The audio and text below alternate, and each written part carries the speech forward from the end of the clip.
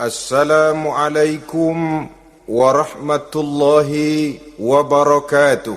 Waalaikumsalam warahmatullahi wabarakatuh.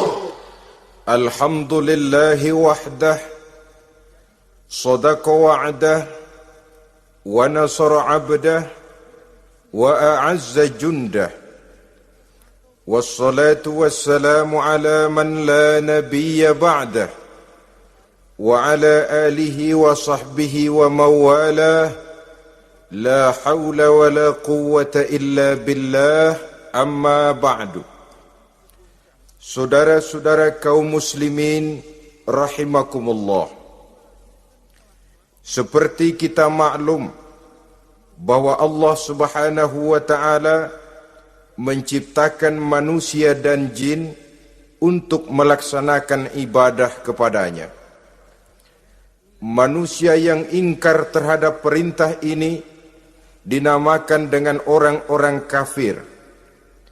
Sedangkan jin yang mengingkari perintah ini dinamakan dengan setan atau syaitan dalam bahasa Qur'annya.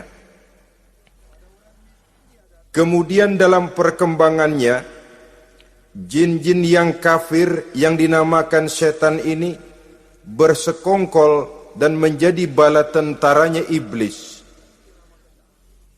untuk menggelincirkan manusia dengan berbagai macam cara dan jalan dari hal-hal yang diridhoi oleh Allah Subhanahu wa taala.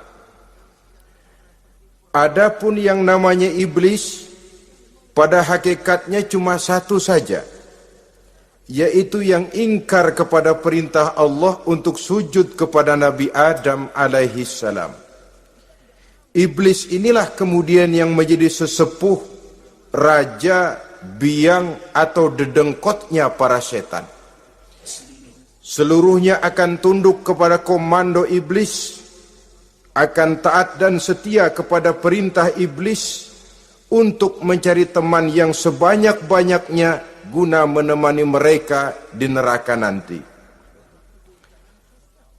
Maka mereka pun melakukan satu proklamasi yang bisa kita baca dalam surah Al-A'raf ayat 16 dan 17, di mana iblis dengan tegas menyatakan, qala fabima aghwaytani la'aq'udanna lahum siratakal mustaqim.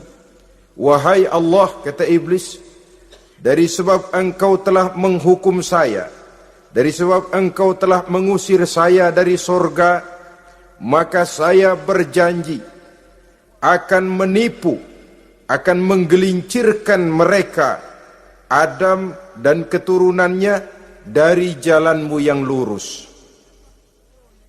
Apa jalan yang lurus? Tidak lain Islam ini. Dengan segala cara dan jalan, iblis dan bala tentaranya akan berusaha menggelincirkan manusia dari jalan yang lurus. Caranya bagaimana? Ayat ke-17 menjawab, "Tsumma la'atiyannahum min ba'di aydihim." Akan kami datangi mereka, akan kami goda mereka dari arah sebelah depan. Kalau cara itu tidak kena, wa min khalfihim, kami goda mereka dari sebelah belakang. Andai kata cara itu pun tidak mempan, wa an aimanihim, dari arah sebelah kanan. Kalaupun itu gagal, wa an syama'ilihim, kami akan datang dari arah sebelah kiri. Pendeknya dari 4 penjuru angin, iblis dan seluruh bala tentaranya yang bernama setan belum akan puas sebelum kita tergelincir dari jalan yang lurus yang diridhoi oleh Allah Subhanahu wa taala. Sebagian ahli tafsir menjelaskan bahwa jika iblis menggoda dari arah depan, yang dimaksud dari depan ini adalah dunia. Sehingga manusia menjadikan dunia sebagai tujuan akhir dari seluruh kegiatan hidupnya. Ia pergi pagi, pulang sore, peras keringat, banting tulang, tidak ada yang dikejar kecuali dunia, dan cuma untuk kepentingan dunia. Dunia yang membuat orang berpaling daripada akhirat. dunia yang membuat orang lupa kepada tujuan penciptaannya, maka dunia termasuk perangkap iblis. Apa isi dunia? Biasanya yang lazim itu 3 ta itu. Harta, tahta, wanita. Itu yang bikin orang jadi sibuk sampai lupa kepada tujuan penciptaannya. Untuk apa dia diciptakan oleh Allah? Ini wa'an min baini aidihim. Kami goda mereka dari arah depan dengan menyodorkan dunia dalam bentuk yang hijau ranau, dunia dalam bentuk yang manis sehingga mereka tenggelam di dalamnya lalu melupakan akhirat. Kalau cara itu juga tidak kena, wa min khalfihim, kami datang dari sebelah belakang. Kami lupakan mereka kepada akhirat. Itu mah urusan nanti bagaimana saja. Yang penting yang kita hadapi sekarang apa? Dunia. Akhirat kita belum tahu dan bahkan belum tentu ada. Yang sudah pasti saja kita garap. Melupakan akhirat.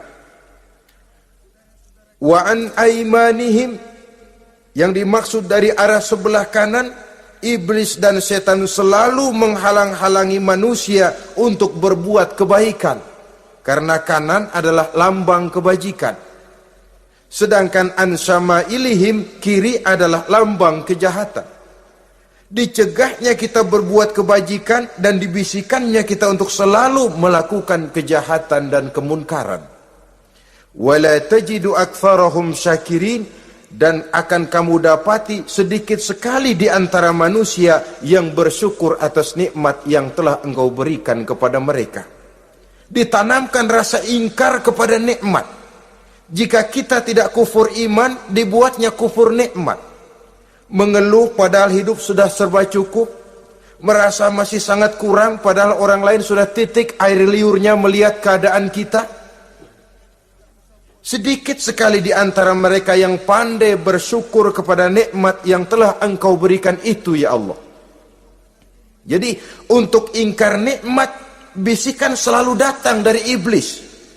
Coba lihat itu, temanmu yang tidak pernah sholat, rezekinya lancar, kamu berhenti saja sholat. Yang tidak pernah ke masjid, pangkatnya naik terus, udah berhenti aja ke masjid. Atau setidak-tidaknya mengeluh dalam hati, Tuhan kayaknya tidak adil, kenapa saya rajin sholat kok rezeki seret bener. Padahal pada dasarnya kalau kita mau berpikir dalam bentuk yang paling mendasar, Allah selalu memberikan yang terbaik untuk kita. Jika begini keadaan kita, inilah yang terbaik buat kita menurut pertimbangan Allah. Jika kita menuntut lebih lagi, mungkin dengan keadaan yang lebih itu kita bisa tergelincir, dan Allah lebih tahu itu. Sebagai pencipta manusia, Allah lebih tahu tentang kemungkinan-kemungkinan yang bisa didapat dan dicapai oleh manusia. Bahasa ringannya, rezeki lu segini aja deh, lu jadi rajin sholat. Kalau rezeki lu melebihan jadi orang kaya dikit, nanti ngelihat masjid minggir.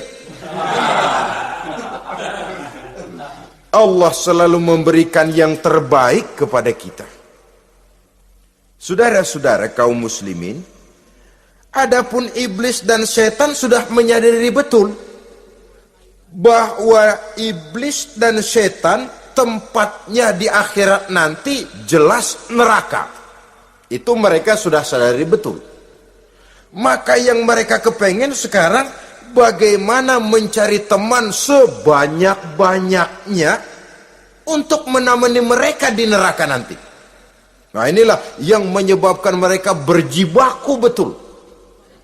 Bahkan ada satu riwayat itu, ada waktu-waktu tertentu di mana para setan ini laporan kepada iblis. Kalau ada yang laporan gagal, bukan main marahnya si iblis ini selaku komandan. Kata setan, Pak, saya gagal menggoda si fulan karena imannya kuat. Goblok kamu. Dengan apa kamu goda dia? Dengan kedudukan. Dia tidak mau. tempuh dengan jalan lain, barangkali dengan harta. Kalau dengan harta tidak bisa, barangkali dengan wanita. Kalau dengan wanita tidak bisa, tempuh segala macam cara. Dan mereka yang laporannya enak, artinya berhasil menggoda banyak orang-orang beriman, itu konditenya naik. Bahkan mendapat semacam piagam penghargaan sebagai kadar militan daripada iblis. Nah, mereka berusaha dengan segala macam cara mengumpulkan teman sebanyak-banyaknya. Kalau mereka sendiri sudah tahu pasti, sadar nasib saya di akhirat nanti pasti masuk neraka, diazab dan disiksa oleh Allah. Cuma saya begini ini lantaran ulahnya Nabi Adam dulu. Maka anak-anak cucu Nabi Adam harus menjadi teman-teman saya sebanyak-banyaknya guna menemani saya di dalam neraka. Oleh karena itu, pada kesempatan pertemuan saat ini, kita akan membicarakan siapa sih teman-teman setan itu. Diriwayatkan dari Wahab bin Munabbih bahwa pada satu hari iblis diperintahkan oleh Allah untuk datang kepada baginda Rasulullah sallallahu alaihi wasallam dan menjawab segala pertanyaan yang diajukan oleh baginda Nabi. Datang iblis dalam bentuk orang tua pakai tongkat. Jadi iblis itu bisa malih warna, dia termasuk jenis makhluk halus toh. Seperti halnya jin dan malaikat, itu bisa malih warna sesuai dengan yang mereka kehendaki. Ketika datang, baginda Nabi bertanya, "Man anta?" Siapa kamu? Dia jawab, "Ana iblis." Saya iblis. Jujur. "Limadza ji'ta?" Mau apa kamu datang kemari? Kata baginda Nabi. Dijawab oleh iblis, "Innallaha amaroni an atika wa ujibaka an kulli ma sa'altani." Allah memerintahkan saya untuk datang kepadamu dan menjawab segala pertanyaan yang engkau ajukan kepada saya. Nah, atas pernyataan ini baginda Rasul kemudian bertanya dengan dua pertanyaan. Pertanyaan pertama, iblis, "Kam ikhwanuka min ummati?" Ada berapa sih teman-temanmu dari golongan umatku? Dari golongan umatku, umat Islam ini, bukan orang lain. Kalau orang kafir sih sudah jelas, itu memang CS-nya iblis. Tapi dari umatku, siapa saja yang jadi teman-teman kamu iblis? Menjadi antekmu, menjadi alatmu sejak dari dunia sampai ke neraka nanti. Atas pertanyaan ini iblis menjawab, "Teman-teman saya dari golongan umatmu ya Muhammad, asyarun, ada 10 orang. Ada 10 orang yang merupakan teman-teman iblis dari dunia sampai ke neraka." Siapa mereka? Pertama kata iblis, teman saya hakimun jair, hakim yang curang, hakim yang tidak adil. Ini bisa dimaklumi. Kenapa? Karena hakim diharapkan adalah produk keadilan. Sehingga orang mengatakan seorang hakim adalah seorang yang meletakkan sebelah kakinya di surga dan sebelah lagi di neraka. Kalau adil dia menghukum, kaki sebelah kanan yang akan menentukannya ke surga. Kalau licik dia menghukum, kaki sebelah kiri yang akan menjerumuskan dia ke dalam neraka. Saudara-saudara kaum muslimin rahimakumullah, sesungguhnya dalam kehidupan Kurangnya sandang pangan bukan satunya sebab yang membuat orang menderita. Tidak teraturnya perumahan, kurangnya lapangan kerja bukan satu-satunya yang menyebabkan rakyat menderita. Tapi lukanya rasa keadilan, tidak tegaknya hukum sebagaimana yang diharapkan, itu juga bisa menjadi sumber nestapa, bisa menjadi asal dari segala derita.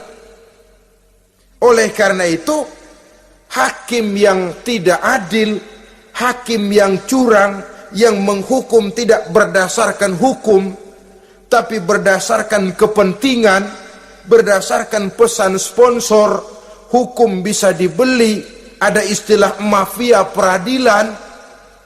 Hakim-hakim macam ini yang akan menjadi teman-teman iblis. Dan tiap kali palu akan diketuk, iblis sudah bukan main sibuknya. Kekuasaan di tanganmu, hijau katamu, hijau yang akan berlaku, merah kau ketok, merah yang akan jadi keputusan. Orang lain tidak tahu ini kesempatan untuk jadi kaya, ini kesempatan untuk naik pangkat. Manipulir hukum tidak ada yang tahu karena orang banyak yang awam dengan hukum. Saudara-saudara kaum muslimin, kalau hukum sudah bisa dibeli, atau kalau hukum cuma untuk orang-orang kecil saja, ada kelompok-kelompok yang kebal hukum, maka akan timbullah kiamat di masyarakat, di mana yang kuat makin kuat, yang lemah selalu menjadi mangsa. Oleh karenanya, hakim yang serong, hakim yang durjana merupakan teman-teman setan, merupakan teman-teman iblis dari dunia sampai ke neraka nanti. Ini yang pertama. Oleh karenanya, pada dasarnya setiap kita adalah hakim untuk keluarga. Dalam pergaulan, hendaklah adil di dalam memutuskan segala sesuatu. Lebih-lebih hakim yang memang menjadi pengayom masyarakat. Bukankah lambang para hakim digambarkan dalam bentuk neraca yang berimbang? Tidak berat ke kiri, tidak juga berat ke kanan.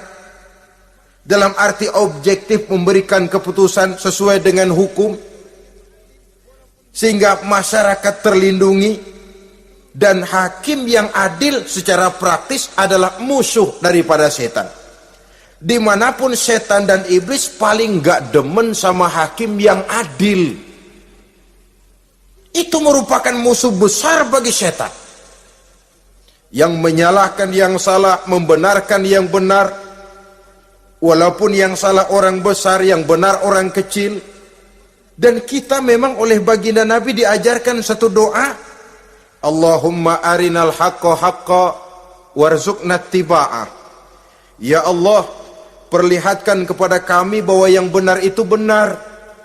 Sebab sering kita lihat yang benar jadi tidak benar. Ini memerlukan kekuatan batin. Yang benar tampakkan kepada kami kebenarannya ya Allah. Sebab sekarang banyak ketidakbenaran yang dikamuflase. Banyak ketidakbenaran yang diberikan lipstick sehingga kelihatannya menjadi benar. Ini baik doa ini saya pikir dibaca oleh para hakim. Allahumma arinal haqqa haqqa. Ya Allah, perlihatkan kepada saya bahwa yang benar itu benar. Dan tidak cuma sekedar itu, warzuqnit tiba'ah. Berikan kekuatan kepada saya untuk mengikuti kebenaran itu. Sebab kadang-kadang terjadi juga dia tahu yang benar itu benar, tapi tidak punya keberanian moral untuk mengatakan bahwa itu benar. Dia tahu itu barang yang hak, tapi tidak terpanggil mengikuti yang hak, tidak punya kekuatan moral untuk mengikutinya. Lalu doa ini pun disambung, wa arinal batila batilan warzuqna ijtinabah. Wahai Allah, perlihatkan kepada kami bahwa yang batil adalah batil, bahwa yang salah adalah salah, bahwa yang munkar adalah munkar. Berikan kepada kami kekuatan untuk menjauhi yang munkar, yang batil, yang zalim. Saudara-saudara kaum muslimin rahimakumullah, Kita sering mencaci kaum pelacur sebagai sampah masyarakat. Tapi sadarkah kita bahwa pelacuran di bidang hukum, pelacuran di bidang intelektual, kadang-kadang pelacuran di bidang agama, dalam arti menjual ayat untuk membela yang salah dan menekan yang benar, ini juga tidak kalah bahayanya dengan prostitusi, pelacur-pelacur yang kita anggap sebagai sampah daripada kehidupan masyarakat itu. Oleh karenanya, maka hakim yang adil merupakan musuh utama daripada iblis dan setan. Mereka akan sibuk sekali kalau seorang hakim sudah berketetapan untuk melahirkan keputusan hukum yang seadil-adilnya. Ini yang pertama, teman setan adalah hakim yang nyeleweng, yang tidak adil. Yang kedua, teman saya, kata iblis, ghaniyun mutakabbir, orang kaya yang sombong. Orang kaya sombong itu teman setan. Orang miskin sombong itu lebih teman lagi tuh. Sebab ini sudah kelewatan. Kalau orang kaya sombong barangkali masih lumayan lah, memang kaya. Tapi kalau sudah miskin sombong, minta ampun. Orang kaya yang sombong adalah musuh iblis. Sebab pada hakikatnya tidak ada yang kaya dalam kehidupan ini kalau sudah bercermin kepada apa sih yang kita punya. Nabi Sulaiman karena merasa menguasai antara masyrik dan maghrib, satu hari pernah mohon izin kepada Allah. Ya Allah, saya mohon izin kepadamu untuk memberikan makan kepada seluruh makhluk-makhlukmu sekedar satu hari saja. Baik. Satu hari Nabi Sulaiman mau menjamin menanggung makannya semua makhluk. Karena merasa kaya. Baik, kata Allah. Lalu sibuklah Nabi Sulaiman mengadakan persiapan. Seluruh bala tentaranya, jin, binatang dikumpulkan, mengumpulkan makanan yang sebanyak-banyaknya, diatur di satu lapangan yang sangat luas. Sebab ini yang mau makan tentu tidak sedikit. Nah, sudah selesai persiapan, kata Allah, sudah selesai Sulaiman? Sudah, ya Allah. Nah, aku mulai dari makhlukku yang paling di bawah, ikan. Ikan Nun dipanggil oleh Allah. Rezekimu hari ini mau ditanggung Sulaiman. Naik, makan. Naik ikan ini. Sekali makan seluruh persiapan habis. Goleng kepala Nabi Sulaiman, beliau sadar lalu sujud, maha kaya engkau ya Allah. Boro-boro nanggung makanan semua makhluk hidup sehari, ikan satu nggak keurusan. Ini baru sekali makan, bagaimana nambahnya? Jadi apa sih yang kita anggap kaya ini?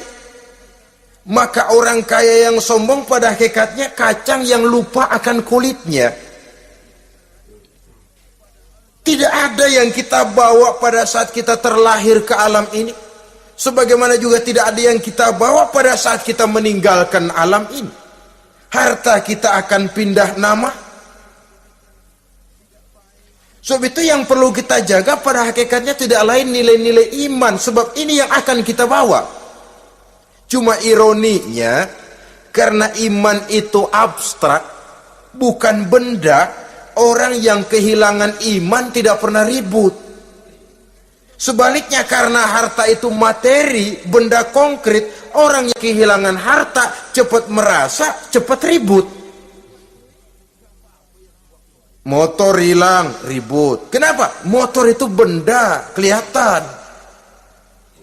Duit hilang, ribut. Televisi hilang, ribut. Kenapa? Benda. Tapi kalau iman yang hilang, wah kelihatannya tenang-tenang saja, Pak.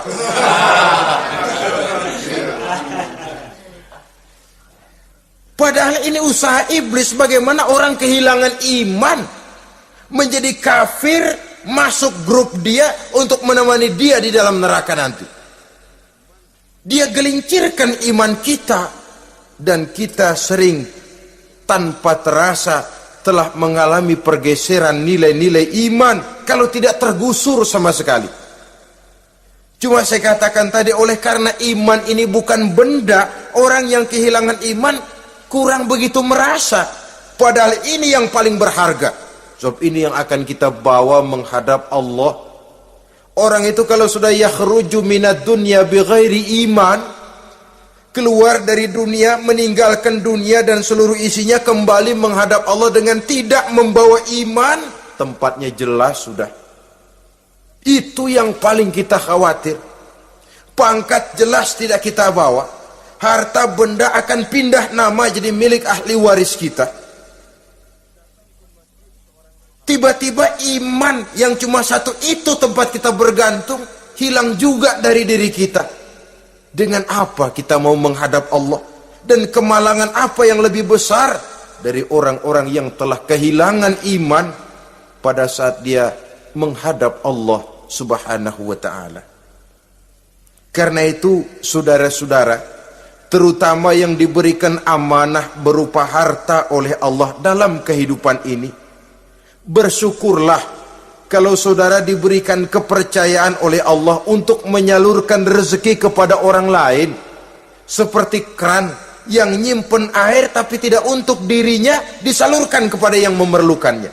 Rezeki dia cuma lewat tangan saya, rezeki dia cuma lewat tangan saya.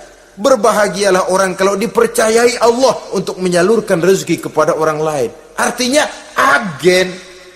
Wong ditunjuk jadi agen Allah, kok nggak bangga? Kalau sudah kemari cara berpikir, insya Allah rasa bakhil bin pelit alias medit bin koret.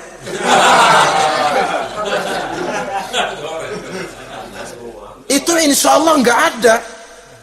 Kan kadang kita berpikir, yang nyari duit gue setengah mati, lu datang-datang mau minta aja pala lu. Kan itu toh kadang-kadang cara kita berpikir. Ya boleh jadi lalu terasa berat.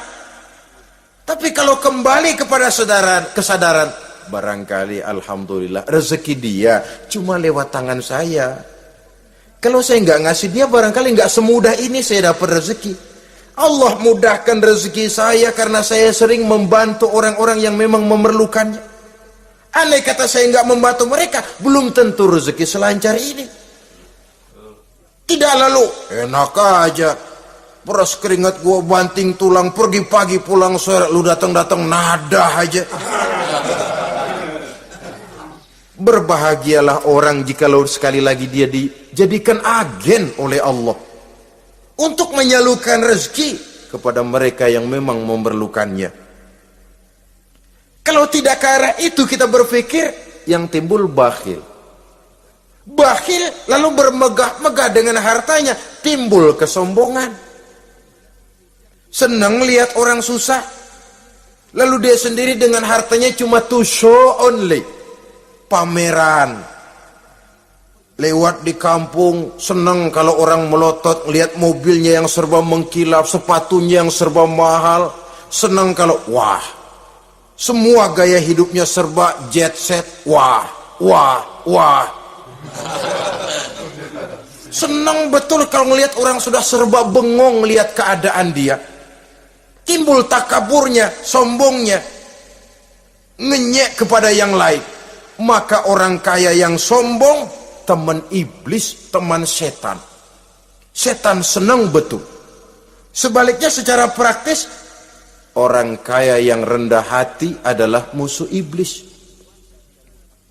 Saudara-saudara kaum muslimin rahimakumullah, lain memang kalau kita diberikan ilmu di akhirat nanti, pertanyaan cuma satu, ilmumu kau amalkan untuk apa? Kalau kita diberikan umur panjang, pertanyaan akhirat satu saja, umurmu kau habiskan di mana? Tapi kalau sudah harta diberikan kepada kita, pertanyaan akhirat dua. Min aina iktasabahu wa fima anfaqahu. Hartamu kau dapat dari mana, kau belanjakan kemana? Depan belakang ditanya.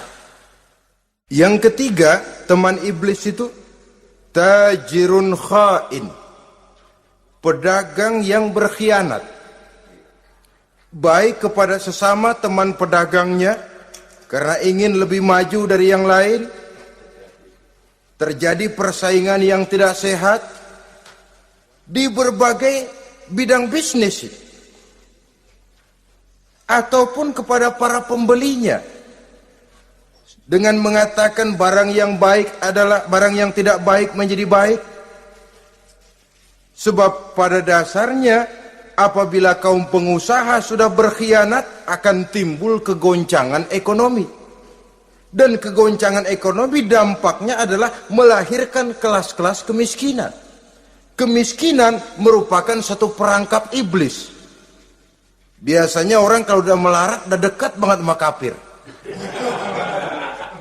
Kalau tidak dilatar belakangi oleh nilai iman yang kuat. Udah melarat udah dekat benar dah sama kafir. Apalagi iblis ini menggodanya pandai dia. Kepada orang miskin dia datang dengan bujukan materi. Kepada yang cukup hartanya dia datang dengan bisikan lain. Pendeknya iblis dan setan itu kalau ibarat tukang joget, dia ngerti betul irama kendang.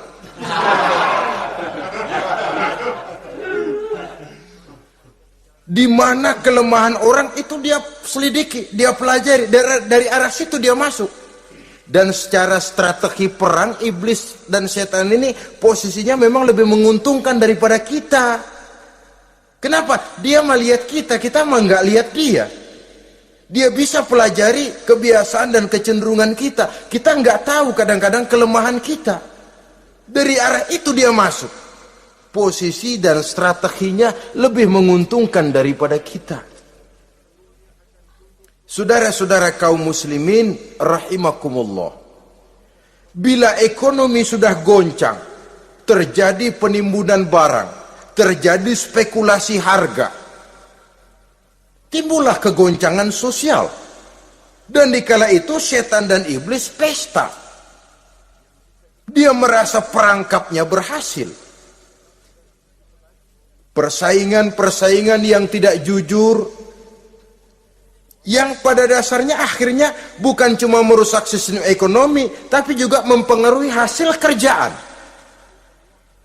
Dalam tender-tender usaha-usaha besar misalnya, oleh karena mengajar supaya dia yang mendapat proyek, dia tidak segan sogok sini, suap sana, semir sana, usap sini. Tinggal untungnya sedikit dan dia harus dapat untung besar. Akhirnya apa? Proyek yang dikerjakan cuma asal sekedar jadi. Tidak seperti standar yang ditetapkan lagi. Juga tidak merupakan kesalahan yang sepenuhnya harus dibebankan kepada dia. Kesalahan yang merupakan siklus. Mata rantai, sudah lingkaran setan. Itulah sebabnya sering saya ungkapkan, kalau manusia sudah jadi teman setan, lebih buas daripada bajing. Karena bajing cuma makan kelapa, tapi bajingan udah apa saja dimakan.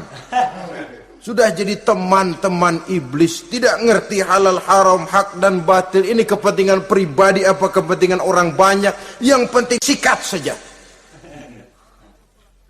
Jadi yang ketiga ini targetnya memang kekacauan ekonomi. Yang kemelaratan, kemiskinan merupakan tangga untuk sampai kepada kekafiran. Dan iblis tahu betul itu.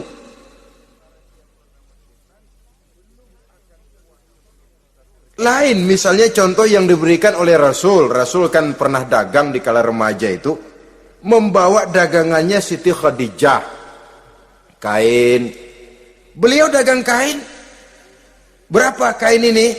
Oh, kalau ini saya ambil dari Ibu Khadijah 25 rupiah. Saudara mau beli saya berapa terserah, asal saya ada untungnya. Dan kalau modalnya 25, betul-betul beliau bilang 25. Jujur. Kita kan enggak, udah bohong campur sumpah lagi.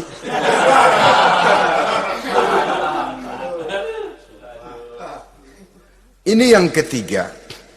Yang keempat, teman-teman setan, teman-teman iblis, syaribul khamr.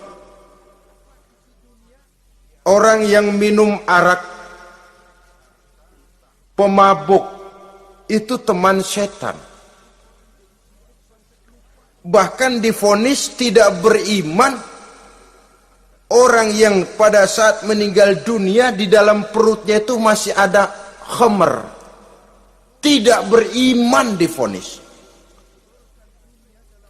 Jadi dalam satu pesta di mana disediakan minuman-minuman keras, iblis itu sudah masang perangkap. Dan bila minuman itu dihampiri orang, dia mulai senang, wajahnya berseri-seri. Kalau minuman dituang ke gelas, dia tepuk tangan. Bila minuman mulai mengalir ke tenggorokan, dia jijimprakan iblis. Girang bukan main.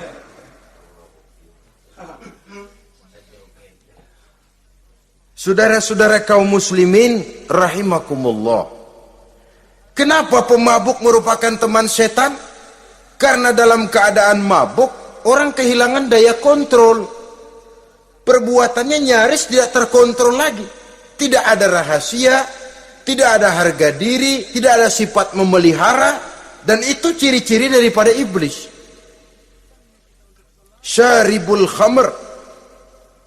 Orang yang suka meminum minuman keras. Itulah sebabnya memang dalam hidup ini kita harus punya filter. Allah selalu menghendaki yang terbaik dan memilihkan yang terbaik untuk kita. Kalau sudah itu minuman yang baik kata Allah, itulah memang yang baik untuk kita. Kalau itu dilarang oleh Allah, itulah memang yang tidak baik untuk kita. Jadi kalau sudah qat'i dalilnya, gak usah buang energi menyelidiki apa manfaatnya. Kalau sudah qat'i dilarang, gak usah buang energi menyelidiki apa bahayanya khamr. Allah tidak akan melarang sesuatu yang mengandung manfaat. Yang dilarang Allah tentu yang membawa mudarat dan bahaya di dalam kehidupan. Bukankah sekarang ini minuman keras sudah merupakan penghias pesta? Merupakan kebanggaan di kalangan remaja? Termasuk dalam kata khamr ini ya morfin, ganja, narkotik, dan yang sejenis dengan itu. Orang sudah merasa bangga kalau sudah fly to the sky, membumbung ke angkasa, katanya dunia ini luas, lupa segala macam persoalan. Tapi sampai kapan? Sampai kapan orang merasa membumbung? Sampai kapan orang merasa bisa meninggalkan segala persoalan? Sampai mabuknya selesai? Ya kalau gitu mabuk aja terus.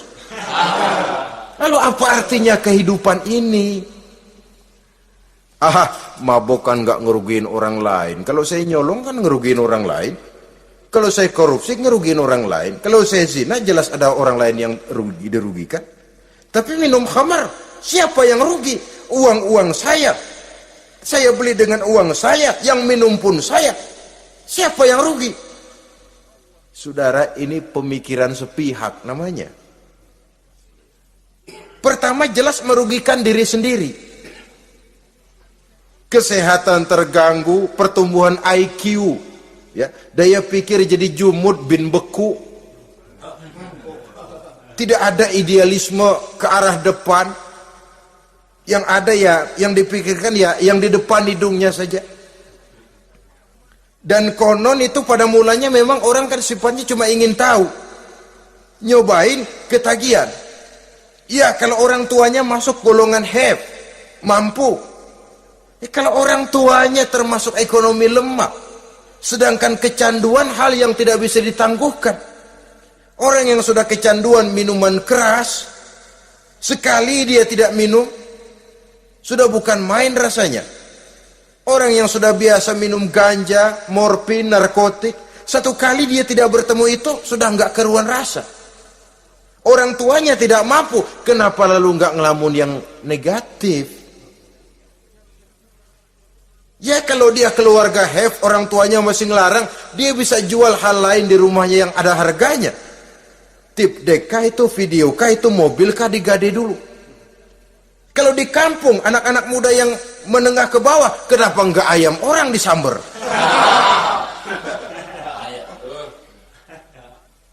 Terjadilah perbuatan negatif yang akhirnya merembet kepada merugikan orang lain. Hakikatnya zohirnya memang pada mulanya hanya merugikan diri sendiri, tapi lambat laun akan merembet juga kepada merugikan orang lain. Oleh karena itu pantas kalau dalam perjalanan Mi'raj begitu hendak start dari Masjidil Aqsa menghadap Allah, kepada baginda Nabi disodorkan 2 gelas minuman, segelas susu dan segelas arak. Muhammad, kau ambil salah satu minuman itu, kau minum. Mantap, Nabi mengambil gelas yang isinya susu lalu beliau minum. Selesai minum kata Jibril, "Shaddaqta ya Muhammad, laqad asabtal haq." Kamu benar Muhammad, pilihanmu tepat. Kenapa? Untung saja susu yang kamu minum. Kalau arak yang kamu ambil, kamu pilih dan kamu minum, pasti umatmu bakal pada jadi umat teler semua nanti. Wong Nabi milih susu saja umatnya masih banyak yang teler. Apalagi kalau beliau memilih khamr waktu itu. Tapi ini sekedar simbol bahwa begitulah kita dalam hidup. Saudara, kalau di depan kita ditaruh segelas jamu, segelas sirup, kira-kira pilih mana? Sirup apa jamu? Orang yang berpikir panjang ke depan, dia bakal pilih jamu. Memang pahit, getir, nggak enak, tapi besok pagi badan enteng, kerja semangat, berpikir cerdas, gairah ada. Orang yang pikirannya pendek, ngapain jamu getir nih, sirup nih, manis ini. Dia minum, bukan main manisnya, besok pagi bibir pada jontor. Begitulah dalam kehidupan ini. Maka hendaknya kita berusaha dengan sekuat kemampuan untuk menghindarkan diri dari minuman keras dan pengaruh-pengaruhnya. Yang kelima, teman iblis itu al-qattat, tukang-tukang fitnah. Itu suling iblis itu, trompet setan. Sebab apa? Benar kalau Quran mengatakan, Nabi mengatakan al-fitnatu asyaddu minal qatli. Fitnah lebih bahaya dari pembunuhan. Sebab apa? Pembunuhan membunuh orang secara langsung. Fitnah membunuh orang pelan-pelan. Kalau mati mau mendingan cepat daripada pelan-pelan. Pelan-pelan mati, cepat mati enakan cepat, nggak ngerasain sakit. Fitnah membunuh orang pelan-pelan. Nama baik orang hancur, dicoreng-moreng di tengah masyarakat. Maka tukang-tukang fitnah, teman-teman setan dari dunia sampai ke neraka nanti. Karena fitnah lebih bahaya daripada pembunuhan. Mengada-ada yang tidak ada diada-adakan, fitnah. Melebih-lebih, berita semeter jadi 3 meter, yang 2 meter. Ya kalau positif, kalau negatif, fitnah. Memang orang bilang kalau kita nitip duit jangan harap lebih, kurang bisa. Tapi kalau nitip omongan jangan harap kurang, pas saja sudah untung itu. Biasanya lebih, namanya omongan. 1 meter jadi 2 meter, 2 meter jadi 3 meter. Itu sifat dari yang namanya omongan. Kita kirim uang, udah gak bakalan lebih dah. Ini nitip uang sama saya 50.000, tambahin 10.000, langka yang berpikir begitu. Kurang malah bisa, enak aja nitip, gua kan kemarin pakai ongkos, hitung transport misalnya. Tapi kalau sudah nitip omongan, pas saja sudah untung loh, biasanya malah lebih. Fitnah pernah melanda Nabi Zakaria, fitnah pernah melanda Habil dan Qabil, fitnah pernah melanda Nabi Ibrahim, fitnah bahkan pernah melanda kehidupan baginda Rasulullah sallallahu alaihi wasallam. Dalam peristiwa yang lazim kita kenal dengan hadisul ifki, bagaimana gosip pun sempat mengguncang rumah tangga kehidupan baginda Nabi. Sehingga pantas kalau beliau sendiri mengatakan al-fitnatu asyaddu minal qatli. Fitnah itu lebih bahaya daripada pembunuhan, karena fitnah membunuh orang secara pelan-pelan. Saudara-saudara kaum muslimin rahimakumullah, lidah tidak bertulang. Soghirul jirmi azimul jurmi, kecil bentuknya tapi besar akibatnya. Kalau kita luka karena silet 2-3 hari boleh sembuh, tapi luka karena lidah seumur hidup kita ingat. Asal lihat orangnya ingat, nih dia nih yang ngomong kagak enak bang adek, gua tandain dah.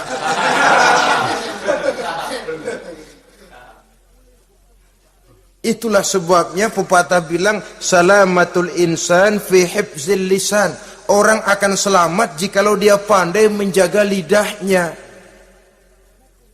Saudara-saudara kaum muslimin, yang keenam, teman setan sahibur riya, orang yang riya, beramal cuma to show only, supaya ingin dipuji orang, ingin dilihat orang. Riya namanya. Tidak ada ikhlas. Sebab kata Imam Ghazali, an-nasu kulluhum niyamun illal alimun, wal alimuna an-nasu kulluhum mauta illal alimun, wal alimuna niyamun illal amilun, wal amiluna mughtarruna illal mukhlisun. Manusia itu pada hakikatnya mati kecuali orang alim. Orang alim sekalipun hidup hakikatnya adalah tidur, kecuali orang yang mengamalkan ilmunya. Dan orang yang mengamalkan ilmunya banyak yang tertipu, kecuali orang yang ikhlas. Tepat ini fatwa Imam Ghazali. Manusia hakikatnya tidur kecuali orang yang alim. Orang yang alim walaupun hidup tapi tidur. Hidup tidur, ya nggak bisa berbuat banyak, kecuali orang yang mengamalkan ilmunya. Dan orang yang mengamalkan ilmunya banyak yang tertipu, kecuali yang ikhlas. Jadi kalau amal itu adalah jasad, ikhlas itu adalah ruh. Amal tanpa ikhlas patung. Patung tidak bisa berkembang, tidak bisa berbuat banyak, namanya patung. Itu amal tanpa ikhlas. Ini termasuk penyakit batin toh, ikhlas, riya, ujub, sum'ah, penyakit kepengen didengar orang, penyakit kepengen dilihat orang. Wah, kalau sembayangnya dilihat orang mantap betul, kayak besok mau mati. Tapi kalau sudah sembayang nggak dilihat orang, wah kilat khusus, cepat bukan main. Riya. Ini yang menghancurkan amal ini nggak terasa. Sifat kita sendiri. Riya ini menggeragoti amal. Sebagaimana api menggeragoti kayu bakar. Yang ketujuh, teman setan akilu malil yatim. Orang yang memakan harta anak yatim. Itu setan senang betul itu. Dia bisikan, nah kau kan ngurus anak yatim. Kau sudah menanamkan budi kepada mereka. Jadi wajar kalau kau ambil bagian. Mula-mula memang dalam batas yang wajar. Makin lama malah berebut sama yatimnya. makin kesonoin, yatimnya malah nggak keduman, panitianya yang kenyang. Akilu malil yatim, orang yang memakan harta anak yatim secara zalim, ini merupakan teman setan. Sebaliknya, orang yang melindungi anak yatim, kata Nabi, seperti dua jari ini dengan aku di akhirat nanti. Dekat derajatnya dengan Rasul. Yang kedelapan, teman setan al-mutahawinu bis shalah. Orang yang nganggap enteng sholat, ngenteng-ngentengin sholat. Nanti aja dah, kalau udah tua-tuaan, sembahyang mah gampang, saban sehari ada. Kalau ini nih tinju jarang-jarang. Al-mutahawin, ngenteng-ngentengin. Pada dasarnya agama itu mudah, jangan dipersulit, tapi juga jangan dipermudah. Agama itu tidak berat, jangan diberat-beratin, tapi juga jangan dienteng-entengin. So yang enteng kalau kita entengin akhirnya menganggap remeh. Mulanya memang sedikit, makin lama makin banyak, makin lama makin banyak, makin bertumpuk. Apalagi kalau sadar kita sholat adalah tiang daripada agama. Bagaimana rumah akan tegak tanpa tiang yang kuat? Bagaimana agama akan tegak dalam diri seseorang kalau sholatnya dia enteng-entengi? Jangankan yang sunnah, yang wajib saja. Kadang-kadang tutup lubang, gali lubang. Padahal itu merupakan tiang pokok. Rumah itu untuk kuat harus ada tiang-tiang tambahan. Tiang tambahan ini ya nawafil, ya rawatib, sholat-sholat sunnah itu. Itu untuk menjaga stabilitas temperatur batin kita kepada Allah. Al-mutahawinu bis shalah. Jadi kalau sudah masuk waktu, beduk misalnya berbunyi, azan berkumandang, iblis mulai menyebar bala tentaranya. Pasukan, siap.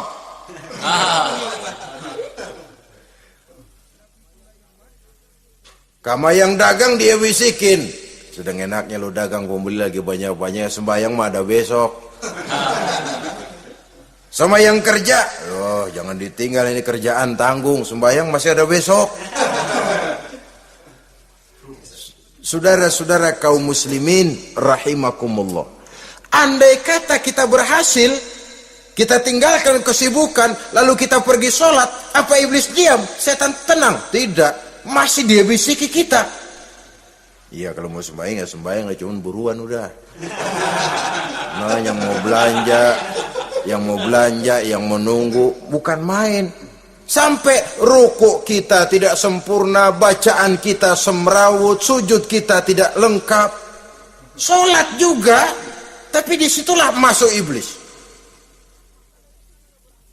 Atau kalau itu kita berhasil cegah, ruku tertib, ada tumakninah, sujud bagus, iblis masuk lagi. Wah, memang sembahyang kamu mantap, orang lain gak ada yang sembahyang kayak kamu. Yang timbul apa? Ujub, sombong kepada diri sendiri. Begitu rapi sembahyang, lo ya pada kagak sembahyang, apaan lo? Gua nih. Itu sudah perangkap iblis. Jadi lewat segala macam cara dan jalan, kepada yang ibadahnya bagus ditanamkan rasa ujub, kepada yang mau berusaha bagus ditanamkan sifat was-was, buru-buru. Saudara-saudara kaum muslimin, ini yang ke-8. Yang ke-9, mani'uz zakah. Orang yang enggan membayar zakat itu teman setan. Gak ada urusan sama zakat. Sayang-sayang harta dizakatin. Saudara-saudara, padahal zakat itu kata Nabi, zakku amwalakum biz zakat. Bersihkan hartamu dengan zakat. Jadi barangkali bercampur harta itu dengan sedikit yang tidak baik, bercampur dengan yang kotor. Zakat itu membersihkan yang lain. Kita misalnya dalam satu kelas punya murid 40 orang, 42 orang, ada 2 orang yang bandel, nggak ketulungan. Sudah segala macam cara kita perbaiki, nggak juga berhasil. Ini kan kalau nggak diatasi kan mempengaruhi yang teman-teman yang 40 orang. Untuk menyelamatkan yang 40 ini, nggak apa-apa yang 2 keluarin. Bikin pemecatan. Anak saudara, kami sudah tidak sanggup lagi mengajar. Dengan ini kami berhentikan dari sekolah yang kami pimpin untuk menyelamatkan teman-teman yang lebih banyak.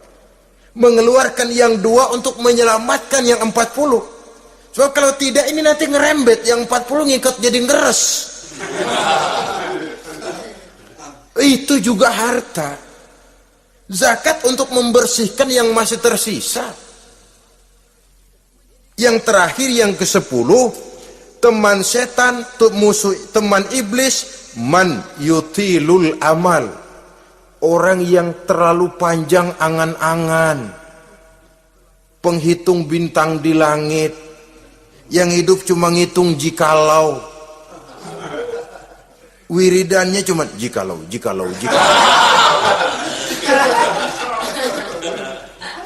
Tidak pernah mau berbuat, cuma angan-angan kelewat panjang.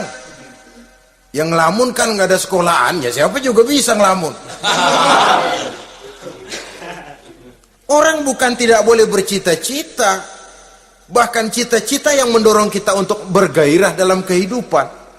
Tapi kalau cita-cita tanpa langkah konkret, yang penting kan punya kemauan, lebihnya tawakal, nggak cukup.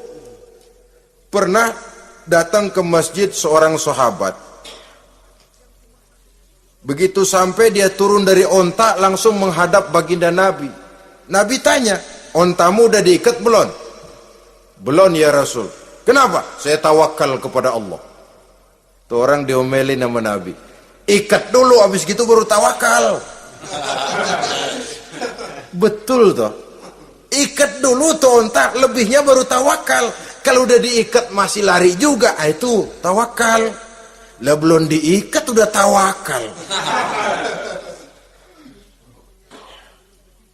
Orang yang terlalu panjang angan-angan, yang akhirnya kalau tidak merusak cara berpikirnya,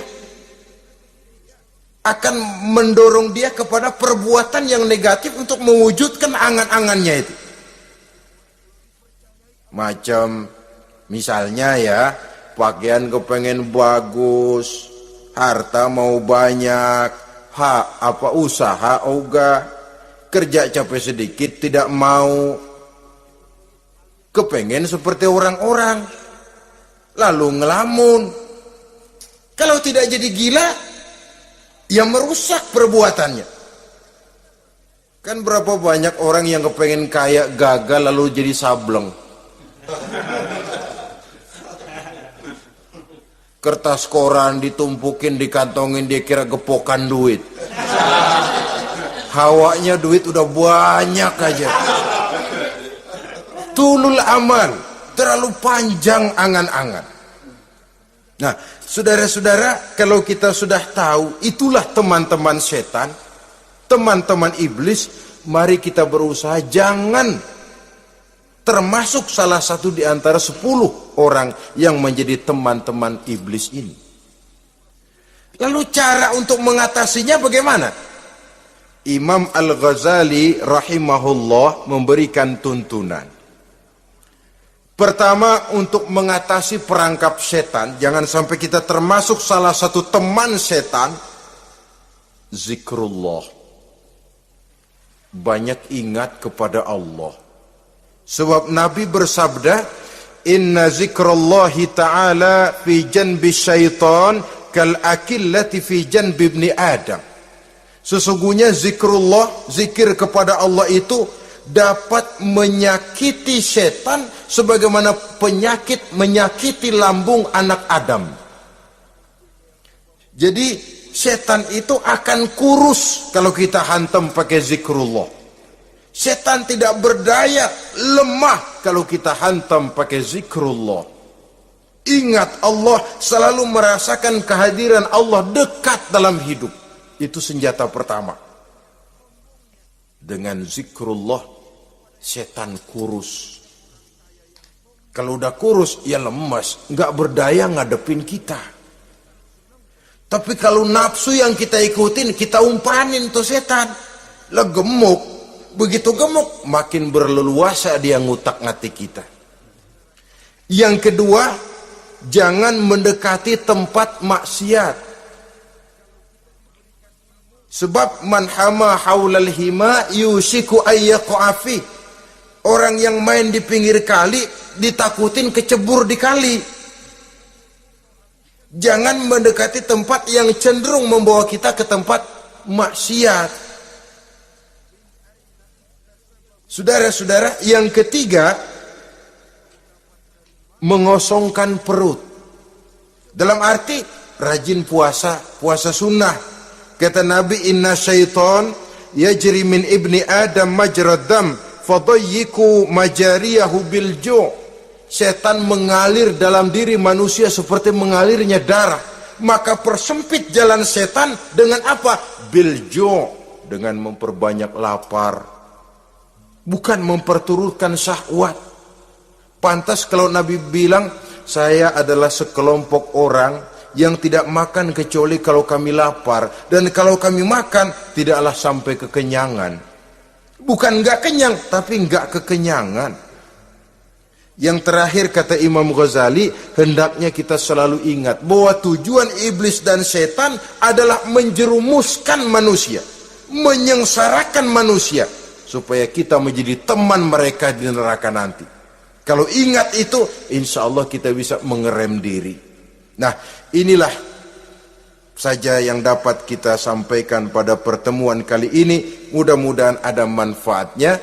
Terima kasih dan mohon maaf. Usikum wa nafsi bitaqwallah. Wassalamualaikum warahmatullahi wabarakatuh. Waalaikumsalam.